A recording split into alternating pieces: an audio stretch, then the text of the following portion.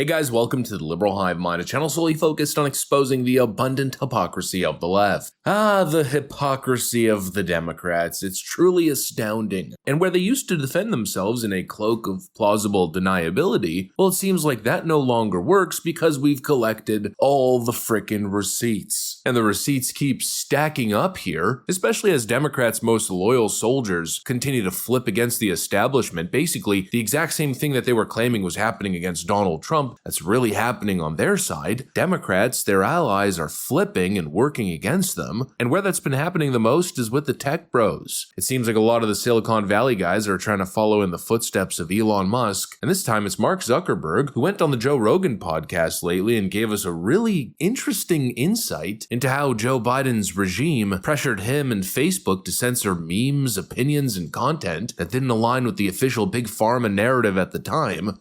They pushed us super hard to take down things that were true. These people from the Biden administration would call up our team and scream at them and curse. And it's like these documents it's all kind of out there. You know, the left has been pointing the finger and claiming fascism, authoritarianism, and everything, but they're the ones engaged in state-sponsored censorship. In other words, they're the baddies. Are we the baddies? And we've got the freaking receipts and they continue to stack because not only do we have this Mark Zuckerberg situation, but we now have a leaked inside the White House Zoom call with California clown Gavin Newsom that really just shows you exactly how deep this is. Let me show you guys exactly what I mean by that. We got some stuff to get into, so let's roll the tape. All right, folks, so right after this Mark Zuckerberg thing, this huge bombshell revelation, we get a clip like this. Here's a Zoom call with Gavin Newsom in the White House, where Gavin Newsom complains about all the mis and disinformation. I ask you, we've got to deal with this misinformation. There were hurricane force winds of mis and disinformation lies.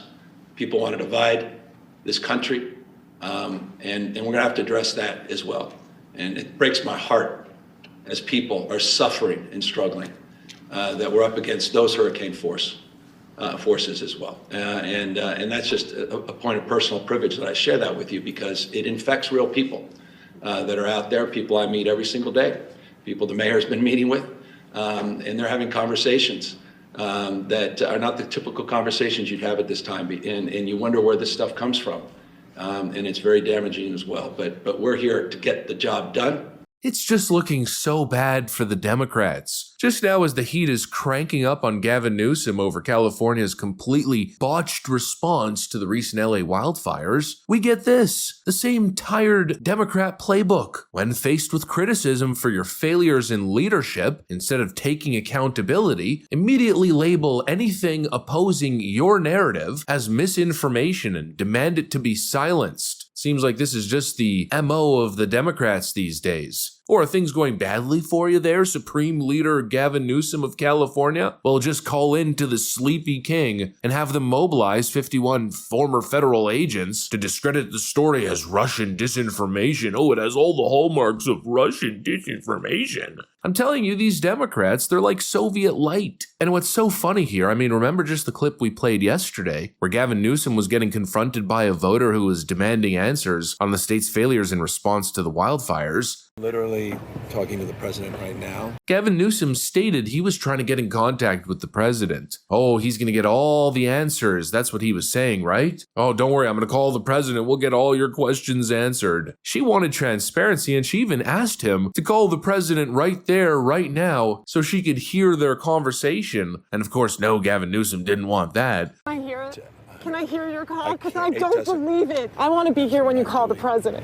And then, interestingly enough, I guess, as fate has it, we somehow get a video of the Zoom call. I guess the call that Gavin Newsom did end up having with the White House. He got them on the line. I guess he found cell service. That's another one when he was saying, oh, I don't have service. I can't reach Joe Biden. But anyways, don't want to go down that tangent. Point is, we somehow get in on the call. And instead of Gavin Newsom looking for answers, Gavin Newsom is looking looking for excuses and ways to demonize people who are questioning his failed leadership. Ooh, misinformation and disinformation. Oh, so scary. It's the Democrat catch-all term. They've weaponized these terms, misinformation and disinformation, to basically discredit and suppress dissent. I mean, it's become their image. I seem to remember a moment where Barack Obama was doing a massive tour giving speeches to big crowds of important people talking about the dangers of misinformation. I mean, this was the whole Democrat thing. And now they've been so utterly exposed. You know, they created this whole premise that they needed to control the flow of information and what was acceptable to say or post and what was not because lives were at stake. Like for this kind of payment, like this sort of like class action lawsuit type meme. And they're like, no, you have to take that down. And we just said, no, we're not going to take down humor and satire. We're not going to take down things that are true. And then at some point, I guess, I don't know, it flipped a bit. I mean, Biden, when he gave some statement at some point, I don't know if it was a press conference or to some journalists, where he basically was like, these guys are killing people. And I don't know, then like all these different agencies and branches of government basically just like started investigating, coming after our company. It was brutal. It was brutal. Wow.